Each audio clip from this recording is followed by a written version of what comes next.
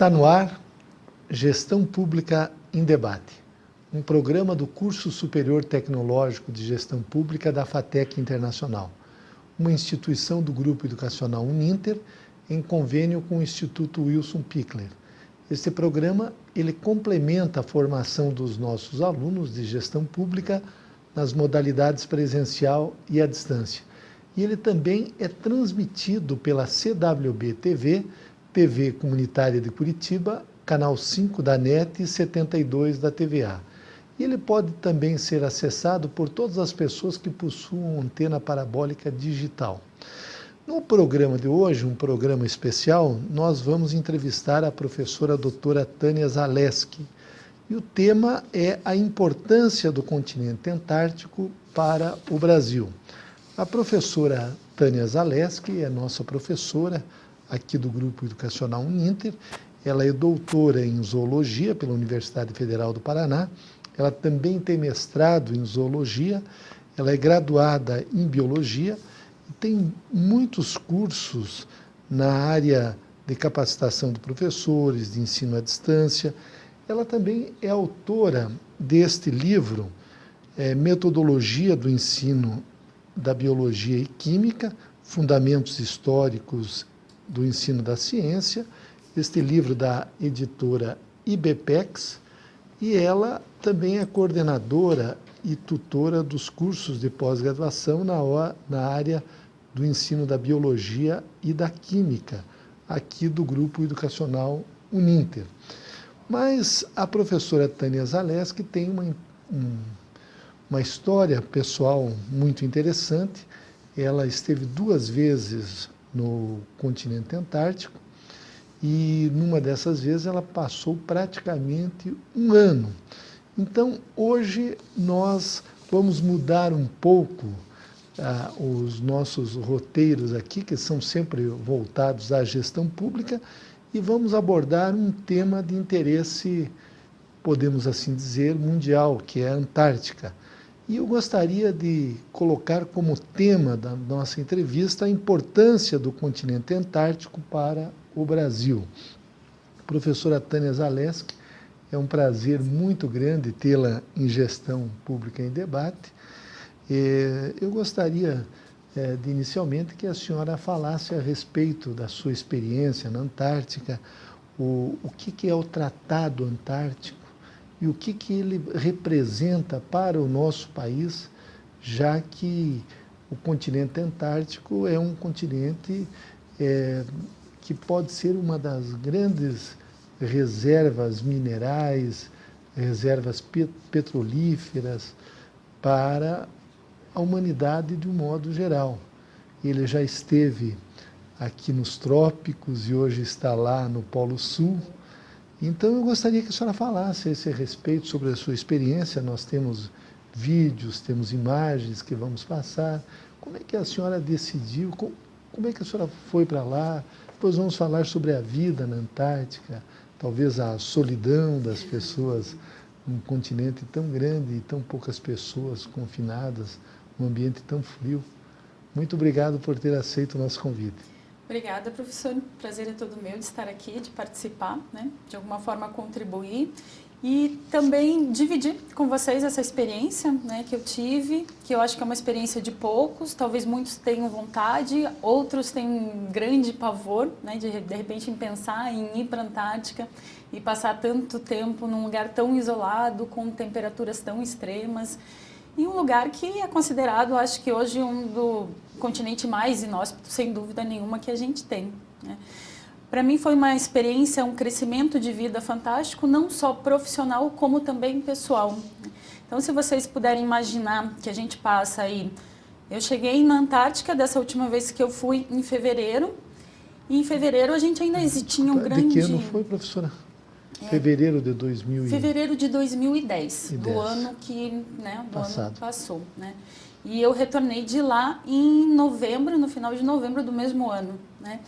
Então, ainda no começo, no mês de fevereiro, ainda a gente tem o verão, então as estações do ano lá são como as nossas aqui, né? É claro que em termos de luminosidade, em termos de temperatura, isso é um pouco diferente, né? Lá a condição é bem mais extrema. Então, no verão, a gente ainda tem uma grande rotatividade de pessoas ou de pesquisadores. Então, a cada 30 dias, mais ou menos um mês, pesquisadores, a Marinha vem até o Brasil, busca pesquisadores e leva até a estação. Né? A partir de março, o navio que dá apoio a toda a pesquisa brasileira na Antártica, ele retorna para o Brasil e ele só volta para o continente antártico novamente em novembro. Então, de março, né, do comecinho de março até novembro, a gente fica sem contato nenhum com a civilização. Né? É claro que a gente tem um acesso à internet, um acesso ao telefone, mas qualquer coisa aconteceu. Se você cansar daquilo, você não tem como voltar para casa, pegar um avião ou desistir. Né? E você também não tem a possibilidade de ir no sábado à noite, você dar uma relaxada com os amigos, né? Porque não tem nenhum barzinho, porque não tem um shopping, porque realmente não tem, você fica confinado dentro daquela estação. Né? Então, alguns colegas brincam que é um grande Big Brother, né? E com a infelicidade que você não ganha 1 milhão no final, né? Mas brincadeiras à parte, você acaba convivendo durante muito tempo com um círculo de pessoas que acaba sendo bastante restrito. Né? E são pessoas que anteriormente você também não conhecia. Então você acaba tendo um enriquecimento pessoal, você acaba aprendendo a lidar com os seus sentimentos, com as suas emoções de uma forma bastante intensa. Coisas que no nosso dia a dia a gente provavelmente não vai viver nada parecido. Né? Nós estamos hoje no dia da gravação desse programa, Curitiba está muito frio, e eu a perguntei, mas a Antártica era tão frio assim? Não, Curitiba é mais frio. Eu passo mais frio em Curitiba do que realmente eu passava na Antártica, né? Por que acontece isso? Porque quando a gente entra dentro da estação, existe todo um sistema de calefação. Então a temperatura média é 21, 22 graus dentro da estação. É logicamente que fora a gente tem situações extremas, né? Como a gente conversou um pouquinho previamente, a gente chegou a pegar de sensação térmica menos 60 graus.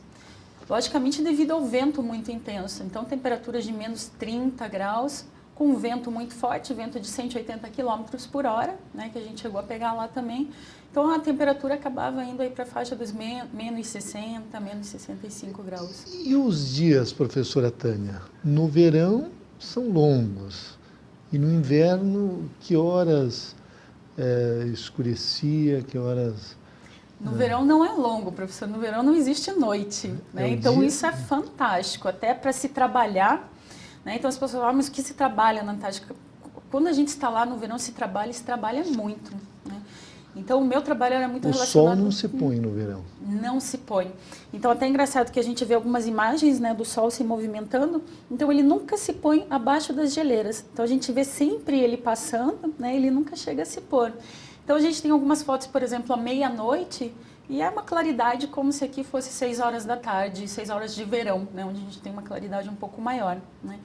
Então não chega a ficar realmente escuro.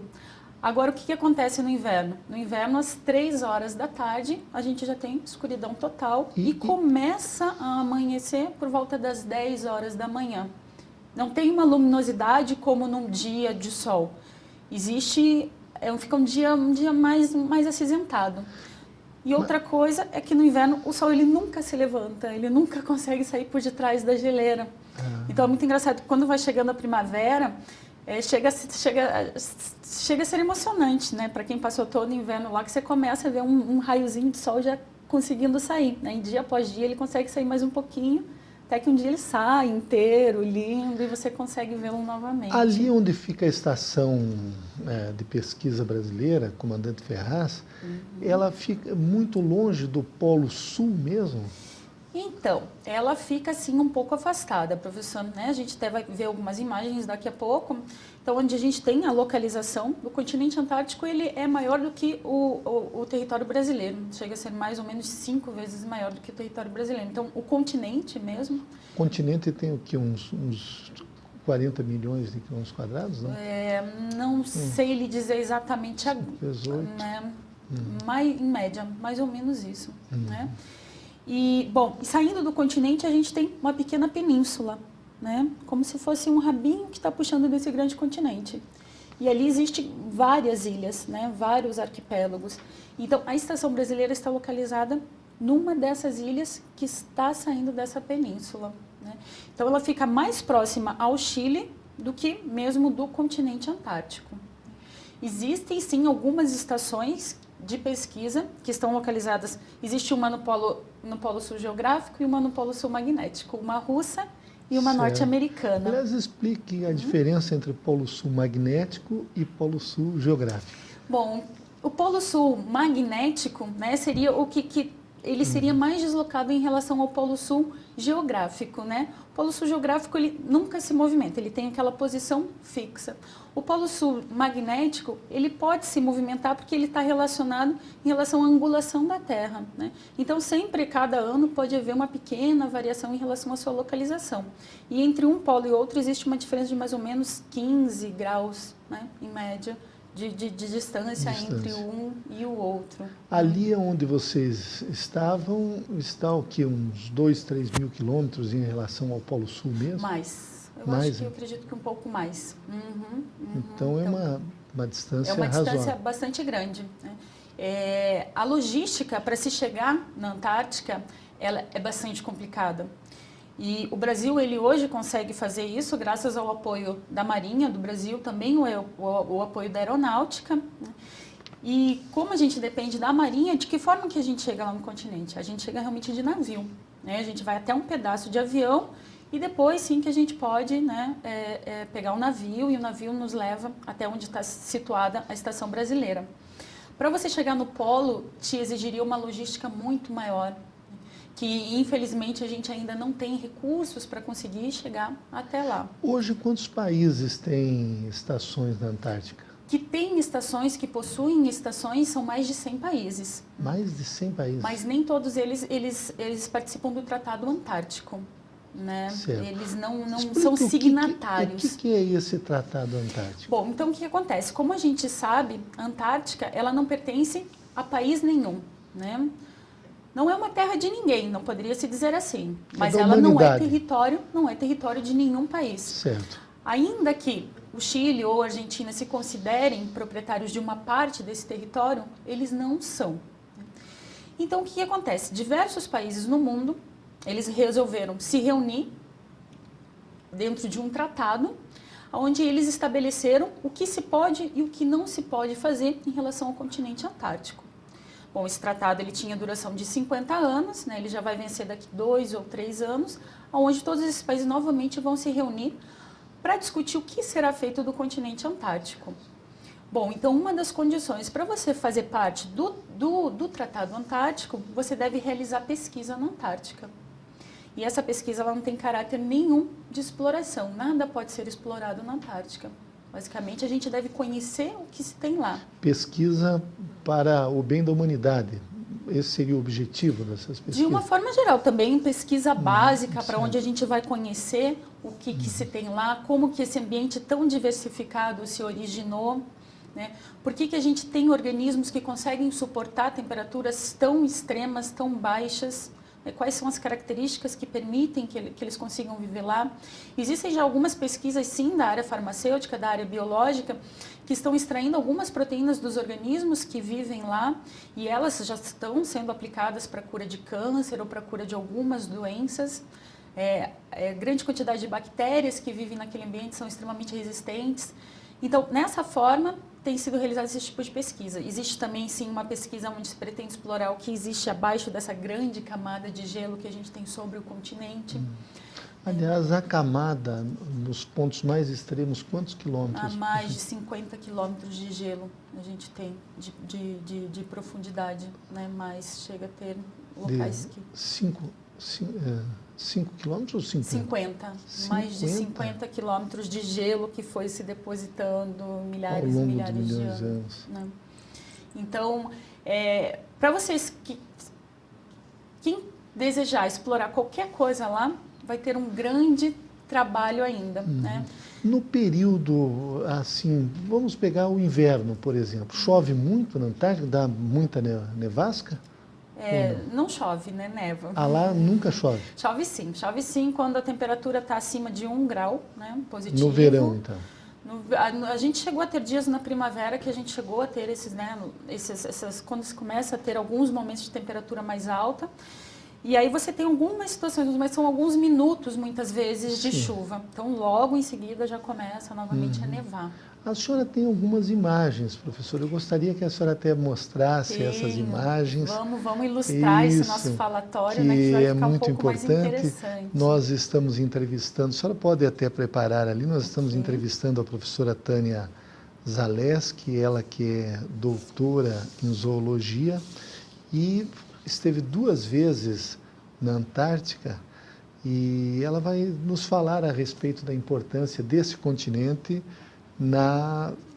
podemos assim dizer, para a sociedade brasileira e para a humanidade de um modo geral, né? Bom, aí a senhora está mostrando... Então, aqui a gente tem uma imagem, na verdade, do Hércules. Essa é a aeronave que leva todo o grupo de brasileiros para o continente antártico, para a extração, para a Estação Brasileira Comandante Ferraz. Então, é um Hércules da FAB. Esse avião é brasileiro mesmo. Então, aqui a gente está em Pelotas. Então, esse avião sai primeiramente do Rio de Janeiro. Lá ele já busca um grupo de pessoas. A próxima escala dele é em Pelotas. Por que em Pelotas? Porque lá existe uma base da Exantar, que é quem presta toda a assessoria para a gente utilizar as vestimentas para se utilizar no continente antártico. Então, todas as roupas que a gente utiliza lá são fornecidas pelo Programa Antártico. Então, a gente faz essa parada em Pelotas, né, onde a gente faz a coleta das roupas. Aqui é uma imagem ainda do próprio avião, né, na cabine, né, enquanto a gente está em sobrevoo. Depois que a gente saiu de Pelotas, a nossa próxima parada é em Punta Arenas, já no Chile. Então, é a última cidade que a gente tem uma estrutura, né? Então, faz essa parada no Chile, passa uma noite, né? Então, aqui é o Hércules da FAB, no aeroporto de Punta Arenas, né? O pessoal já ali na filinha para embarcar. E aqui é uma imagem do pessoal dentro desse Hércules. Normalmente vão quantos pesquisadores cada viagem dessas, professora? Durante o verão, a estação ela comporta 60 a 70 pessoas. Durante esse último inverno houve uma expansão da estação, então ela já está comportando em média de 90 pessoas. Sim. Dentro dessas 90 pessoas não são somente pesquisadores. Existe um grupo de 15 pessoas, que é o grupo base, que são oficiais e que fazem parte da Marinha do Brasil. Existe ainda um grupo que fica durante o verão de 2 ou 3 alpinistas, que são do Grupo Alpino Paulista, de São Paulo, que eles prestam toda a assessoria para você se deslocar na neve. E existe ainda, dentro da estação, o grupo do Arsenal da Marinha do Brasil. Qual que é a função desse grupo? Fazer obras de ampliação da estação ou uma manutenção que exija uma mão de obra mais intensa. Médicos, enfermeiros, tem lá também? Existe um médico, né? Então, dentro do grupo base, que é esse grupo formado pelos oficiais da Marinha, existe um deles que é um médico, né? E ele fica durante o ano inteiro. Então, esse grupo do GB, né, que é o que a gente chama de GB, que é o grupo base, eles chegam lá em março e eles ficam durante um ano inteiro.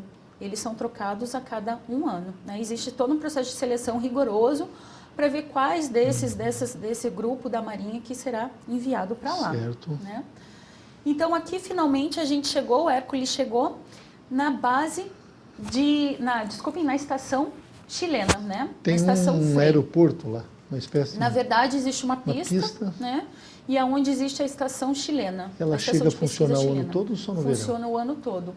Tanto a brasileira quanto a chilena, que é muito próxima da brasileira, funciona o ano todo. O Brasil tem uma pista também, não? Não, o Brasil não tem. Então, como que a gente faz para chegar até a estação brasileira?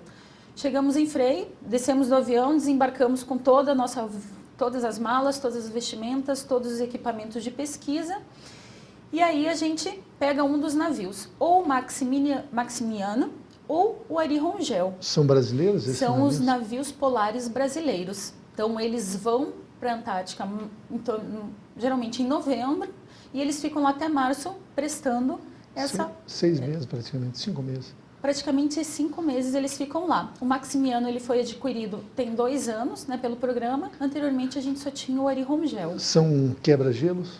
Eles são navios polares, eles não chegam a ser quebra-gelo, né? Então, se o mar congelar, eles não conseguem sair. Por isso que os navios vão embora durante o inverno. Correto.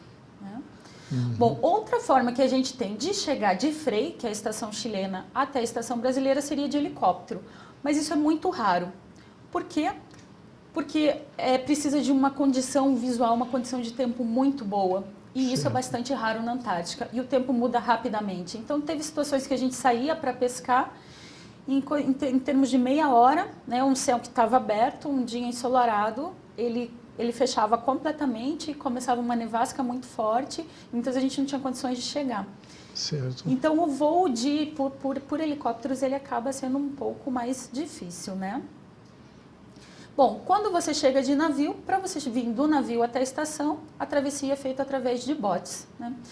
Então, os pesquisadores são colocados dentro do bote e o pessoal da Marinha que acaba fazendo esse transporte. Certo. Né?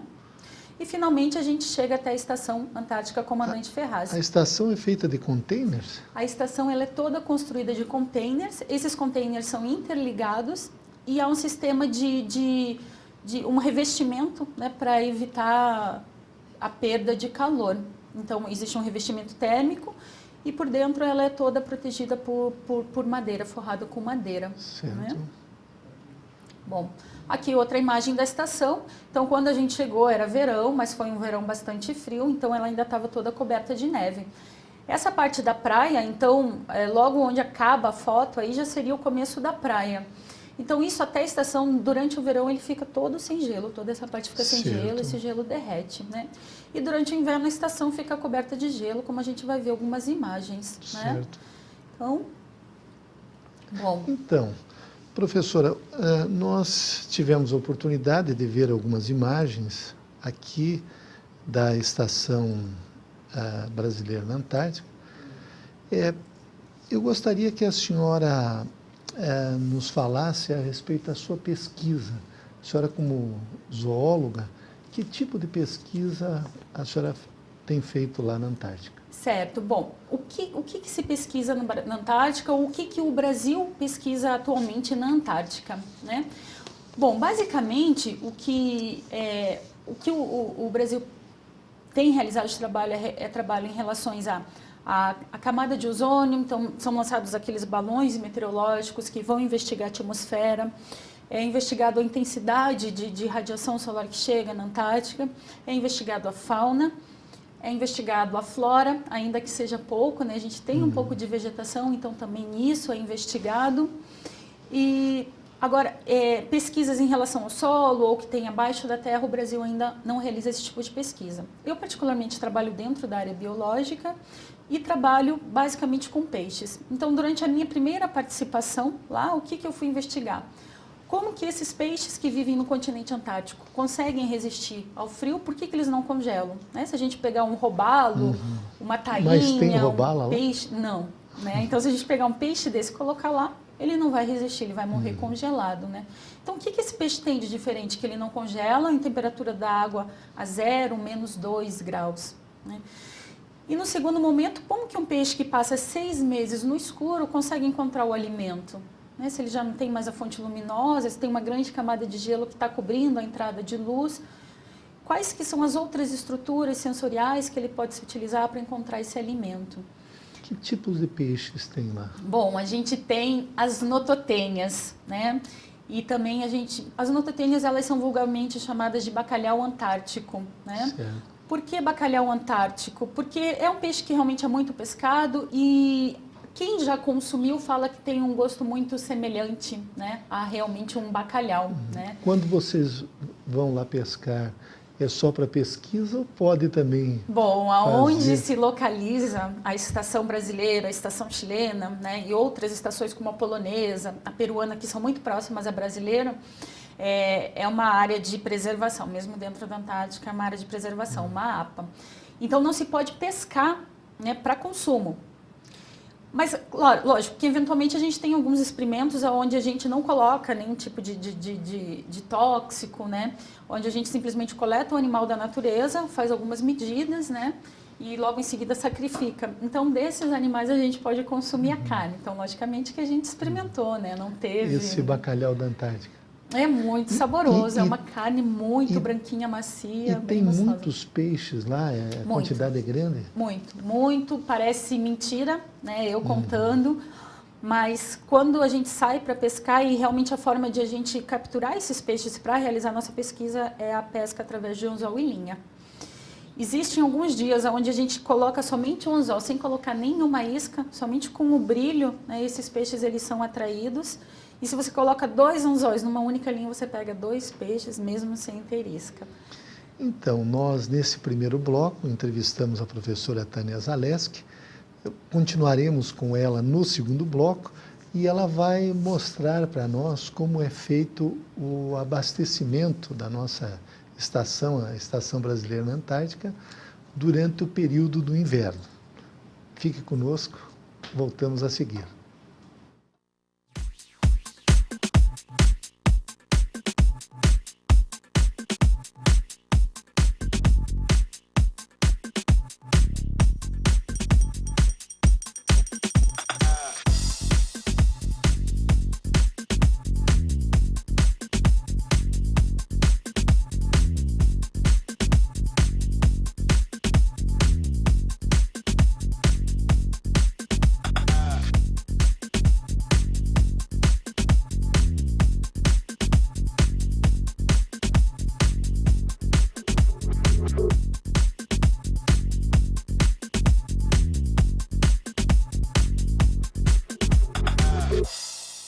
Educar é fazer sonhar, é acreditar no valor das pessoas, ampliando seus horizontes. Educar é realizar. Com a missão de criar oportunidades que transformam a vida de quem precisa, o Instituto Wilson Pickler de Responsabilidade Social faz a diferença para muitas pessoas. Oferece cursos de graduação e pós-graduação à distância, em parceria com o Grupo Uninter, e cursos livres de capacitação. Além disso, possui projetos de geração de renda para comunidades carentes. Instituto Wilson Pickler de Responsabilidade Social, acreditando no valor das pessoas através da educação.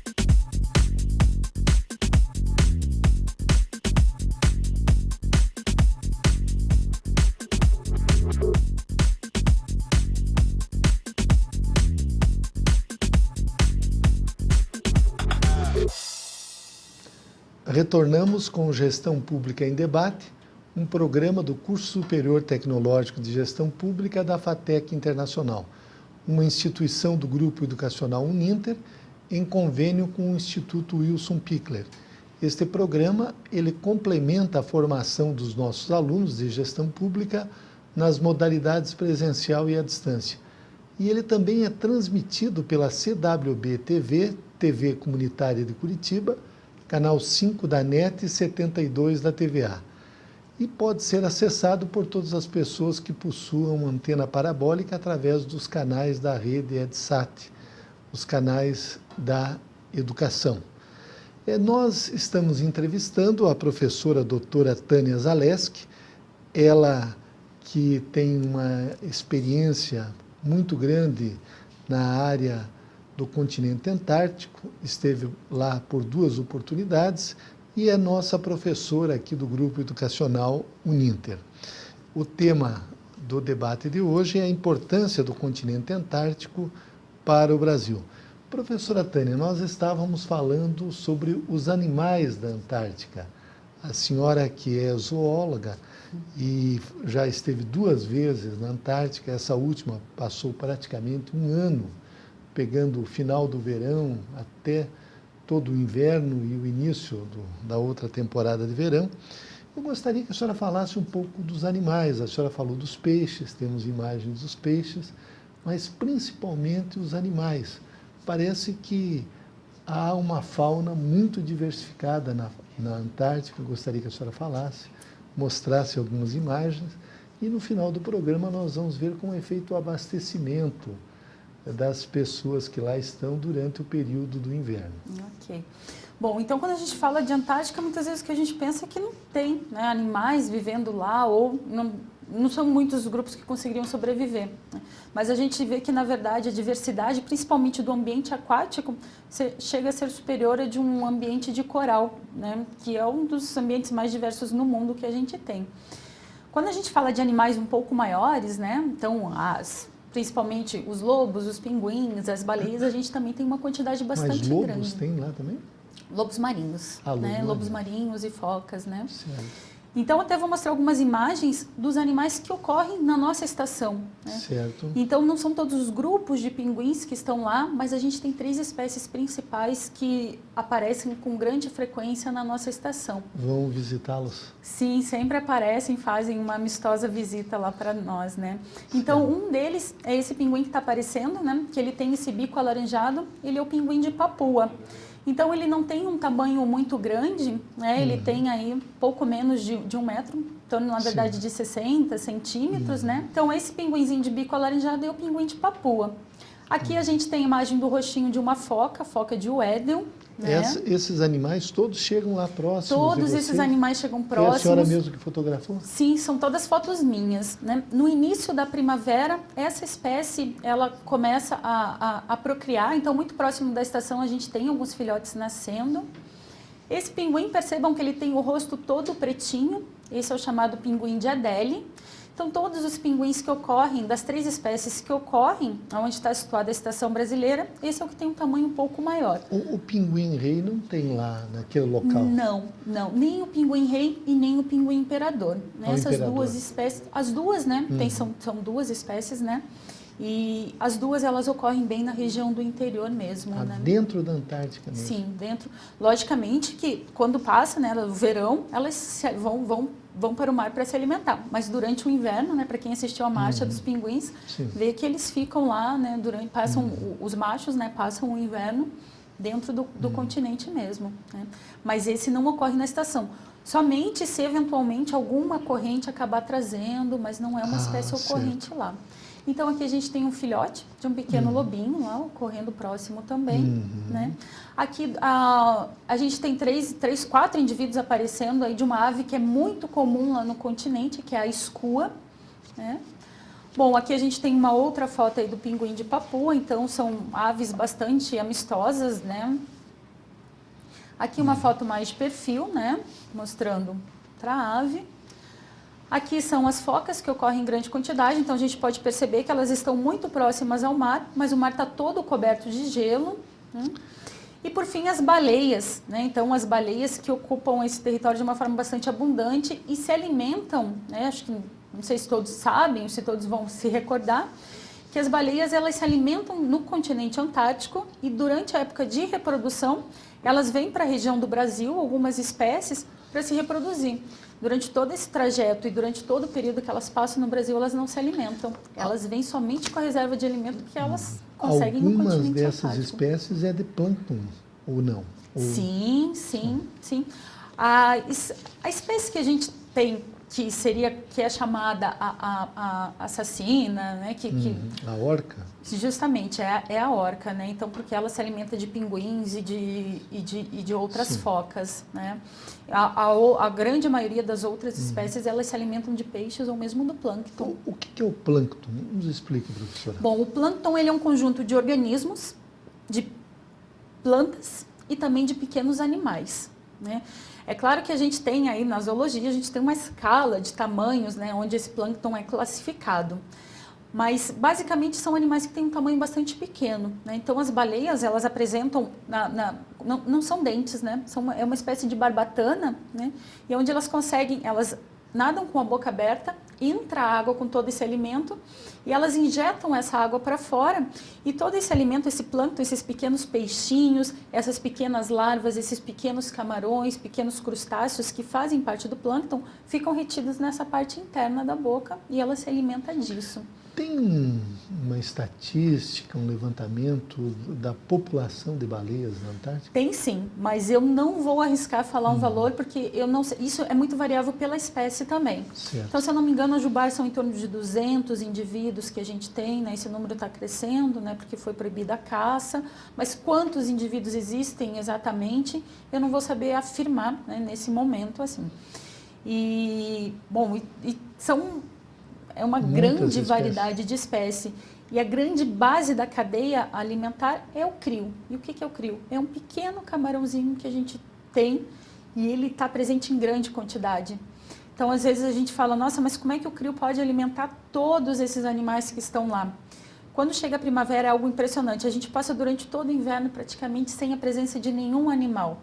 A gente tem lá eventualmente a pomba. Então a pomba antártica ela está presente durante o inverno, mas os pinguins não aparecem, as focas não aparecem, os lobos marinhos não aparecem, as baleias não estão lá. Então você não vê animal nenhum. Quando vai chegando a primavera, você olha para o céu, assim, está tudo pretinho. Parece que está olhando para um grande formigueiro de tamanha quantidade de ave. E você vê todas elas descendo para o mar e se alimentando de CRIO. Chegam os lobos, chegam as baleias, chegam as focas em grande quantidade. Tem dias que você sai para caminhar na praia, em uma caminhada de 4 quilômetros você conta mais de 200 lobos deitados na praia. Todos eles se alimentando de CRIO. Você pensa, meu Deus, mas não pode ter tanto CRIO. E se você vai na beira da água, é tanto CRIO que eles ficam batendo em você. E chega uma hora que nem o próprio ambiente que está ali não está suportando e eles começam a se depositar na praia e formam grandes camadas de CRIO depositados.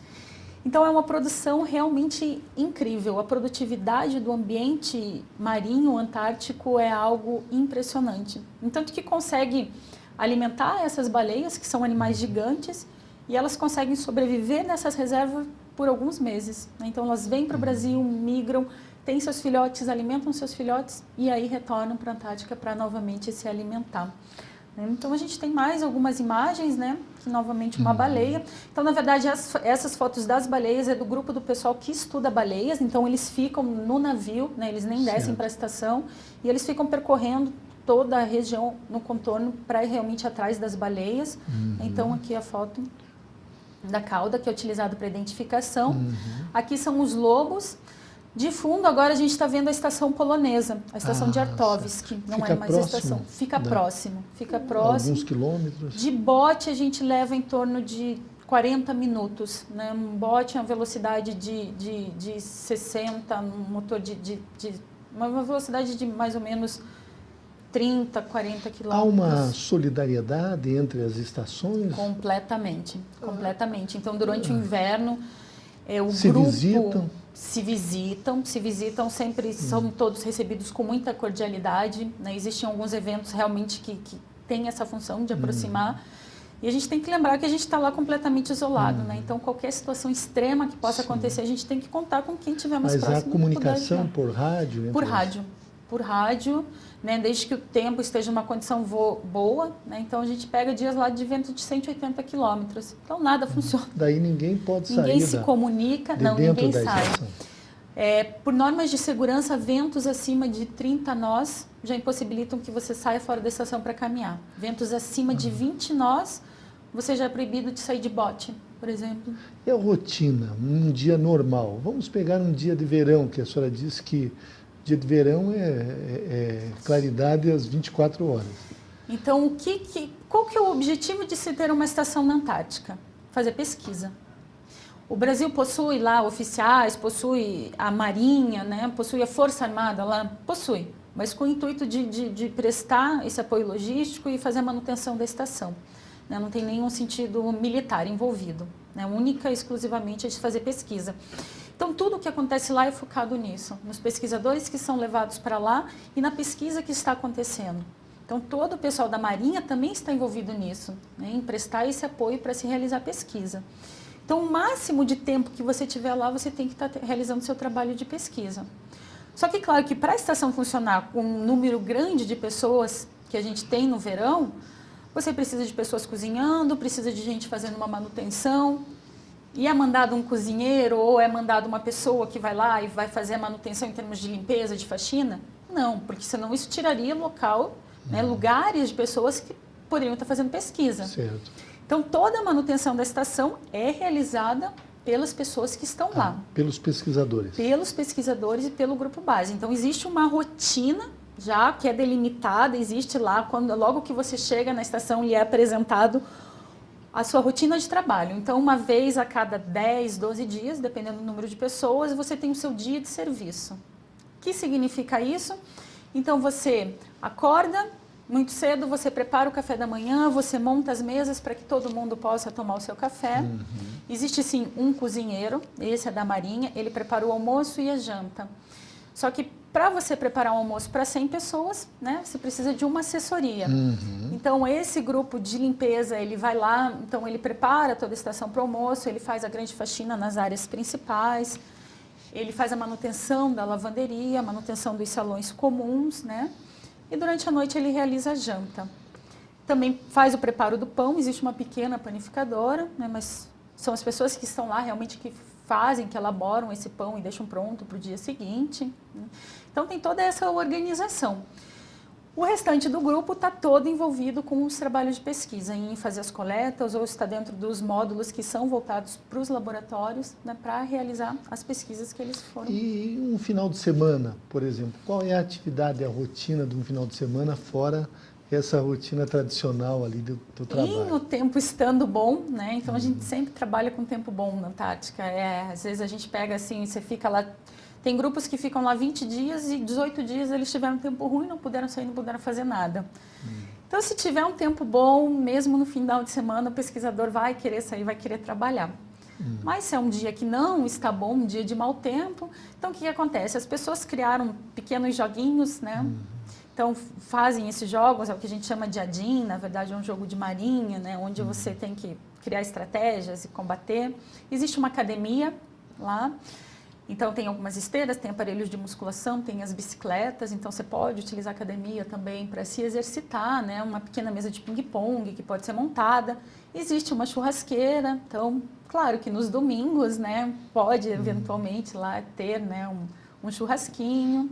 Mas nada de lobo marinho, churrasco desses animais da Antártica. Não, tem que uma carne tem que que saiu ser do churrasco Brasil, né? Tem que consumir isso mesmo. A gente tem até algumas fotos que mostram a parte interna da estação, como que é essa rotina, né? Sim. A senhora tem mais algumas imagens de animais? Tenho mais alguns animais, mais, né, algumas Baleias. caudas de baleia. Então, essa é uma ave grande que a gente tem lá também. Então, a gente percebe esse pequeno canal que ele tem na região do bico, né? Outra baleia, né, região da boca. E esse é o pinguim antártico. Então, ele também é diferente, a terceira espécie que ocorre lá na estação. Ele tem esse pequeno risquinho preto, né, na parte de baixo, aí passando.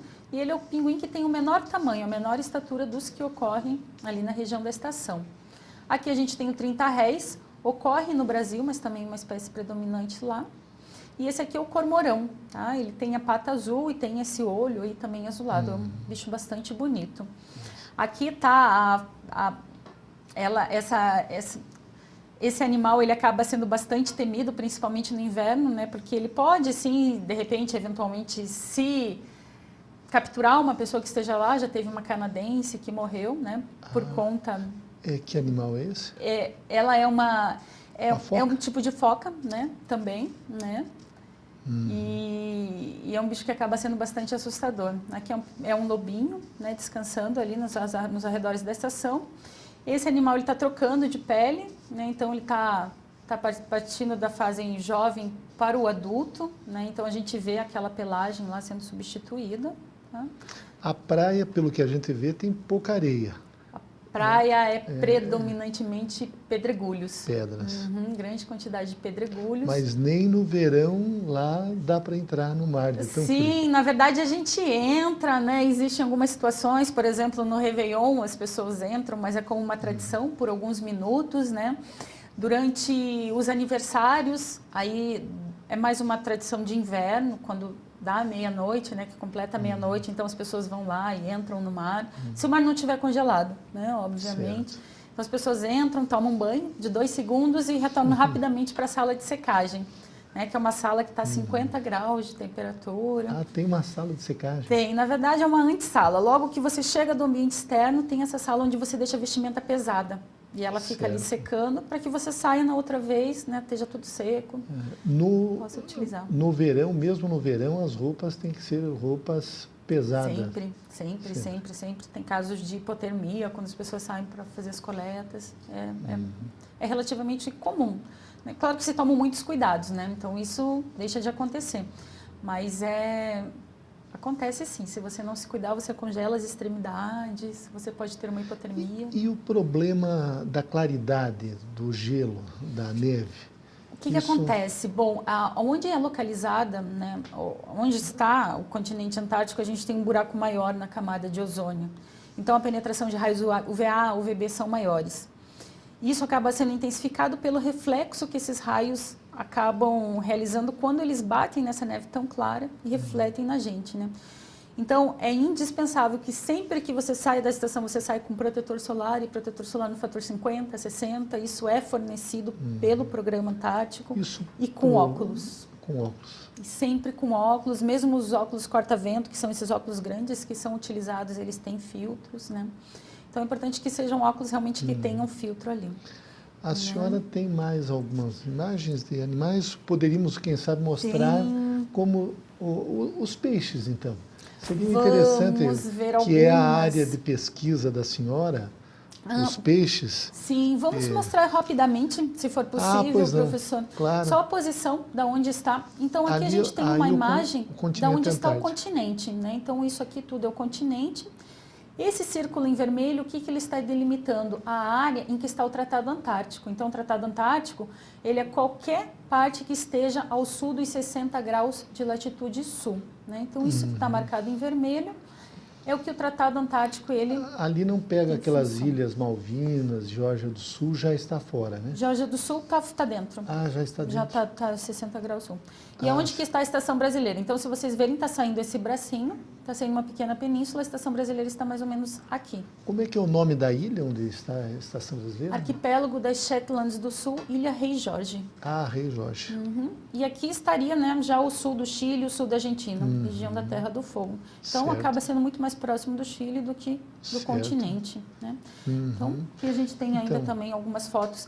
Esses aqui são algumas nototênias, então é esse bacalhau antártico. Esse que é o bacalhau antártico. E eles aqui estão dentro de um tanque, eles estão submetidos a um experimento. E a senhora pescou eles como? Com anzol? Com anzol, com anzol em linha. Aqui em Curitiba, a senhora costuma pescar no Rio Iguaçu? Não, até porque aqui as nossas coletas, né, são realizadas de outra forma, que a gente acaba não fazendo. Mas lá funciona muito bem. Qualquer um pode ser um bom pescador? Todos acabam aprendendo a pescar, sem dúvida. Então, aqui uma foto em detalhe, né? Então, o que está marcando, né? Uma Nototênia coríceps. Peixe bastante escuro, tem uma cabeça bastante chata. Certo. Né? Aqui ela sendo pescada.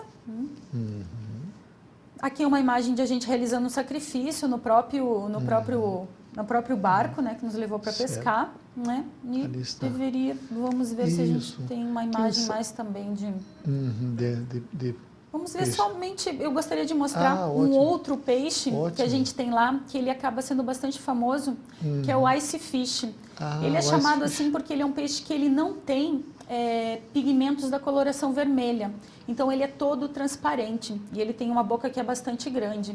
Certo. Ele acaba sendo mais difícil de ser pescado, então, se vocês perceberem, nas nadadeiras laterais, ele é toda transparente. E são muitos peixes, muitas espécies de peixe? Aonde, em todo o continente, são mais de 200. Continente não, né? Logicamente na água, né? Os peixes não ocorrem no continente. Mas aonde se localiza a estação são 36 ou 37 espécies de peixes. No verão tem algum rio que corta a gente não tem rios, né? A água que a gente tem lá, ela acaba sendo proveniente do degelo. Seria a água doce? Sim. Então, durante o verão, você vê realmente rios formados.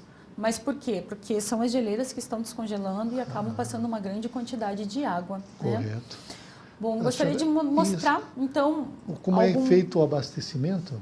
Os outros peixes. Principalmente um abastecimento que acontece durante o inverno. Então, durante o inverno, não chega muita coisa. Né? Então, como que acontece para que algum material emergencial possa chegar? Então, o avião da FAB ele somente sobrevoa o local da estação e ele vai lançando a carga associada a pequenos paraquedas. Né? Então, está aqui essa carga e esses paraquedas aí, eles se abrem e eles caem sobre a estação. Né? Bom, depois essa carga ela acaba sendo buscada com esses pequenos tratores que são da própria estação brasileira e são levados diretamente à estação. Então, para que o avião ele consiga lançar a carga no local correto, existe um alvo, existe toda uma trilha para que ele vá seguindo e ele possa lançar no local correto. Logo que essa carga cai, né, então o grupo base ele percorre, né, essa carga com essas pequenas motos de neve, porque senão essa carga acaba rolando, pode acabar caindo no mar ou sendo levada para as geleiras, né? Então, rapidamente eles recolhem esse paraquedas e deixam essa carga até o fim dos lançamentos, né? Então, aí algumas imagens dessas cargas sendo lançadas. Aqui, a gente tem um pequeno módulo, que é o que a gente chama de um refúgio. Então, se tiver alguma situação emergencial na estação, as pessoas podem se dirigir para esse refúgio, tem um pequeno aquecimento, tem um pouco de comida, e elas podem aguentar ali alguns dias até que venha o resgate. Isso, né? Fica longe da estação? Existem distribuídas por toda a Antártica e de diferentes países. Sim, mas no caso da distribuição dos alimentos brasileiros, das cargas brasileiras, é próxima da estação? Muito próxima à estação, para que consiga buscar. Né? Então, quando a gente nevou muitos dias, então essa neve fica muito fofa. Mesmo aqueles tratores que têm aquela esteira grande, eles acabam afundando. Então, se você estiver aqui muito longe de buscar, isso acaba dificultando. Né? Esse módulo que a gente está observando aqui, nessa foto, é o módulo da meteorologia. Então, onde são feitas todas as previsões meteorológicas. Então, esse pequeno módulo aqui fica próximo à estação.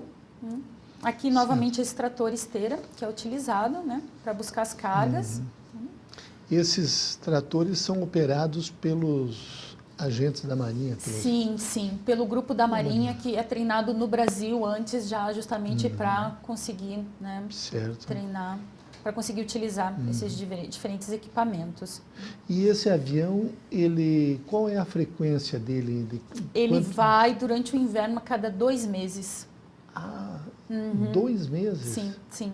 A Ele cada não 2 vai meses. com uma frequência muito grande? Não. E ele nem pode remover nada da estação, ele somente sobrevoa, lança essa carga e vai embora.